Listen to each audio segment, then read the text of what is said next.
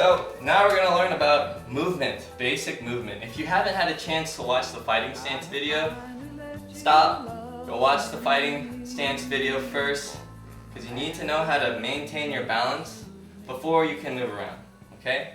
So right now we're gonna talk about movement, right? We're gonna talk about forward, backward, left, and right movement.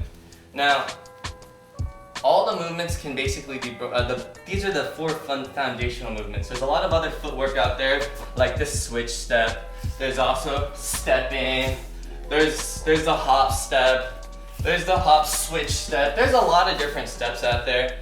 But for today, we're just gonna talk about moving forward. This is called a chunjin, which I like to think of it as a charge-in, because you're going forward towards your opponent. Chunjin. And then there's the hujin, which is basically a backward step. And then there's, I like to call it push left and push right. And the reason why they're all pushes is when I want to go forward, I don't step forward. The reason why I don't step forward is because while I step forward, now I have a wider base, and there's less time for me to be in my fighting stance, which is where I'm going to train all my kicks. Instead, I'm going to push off my back foot. So the weight is on my back foot and I'm gonna push, okay? Same thing when I go backwards in my hujin, I'm gonna push off my front foot and then step back. This way my feet stay the same distance, okay? That's really important because all the kicks that we're gonna practice is gonna come from this stance.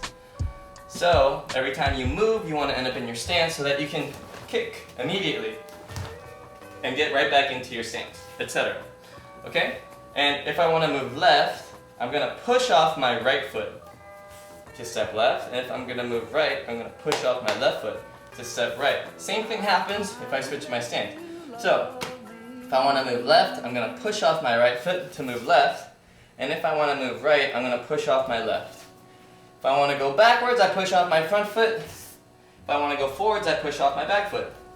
So it's all a push. You push with the leg or the foot that's opposite the direction you want to go, okay? And the reason why we do that is so we can keep our fighting stance, and we can move quickly,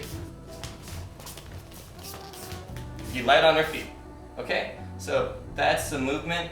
A good way to practice this with your partner is to stand with your partner in front of you, give yourself a few feet, and one person at a time they go. Let's say I'm going, I go forward, then you go backwards. You keep that same distance. If you go forwards, I go backwards. If I go right, you go left. If I go left, you go right.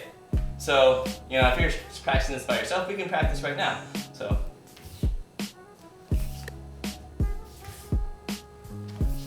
good. All right, that's a simple sequence: forward, back, left, right.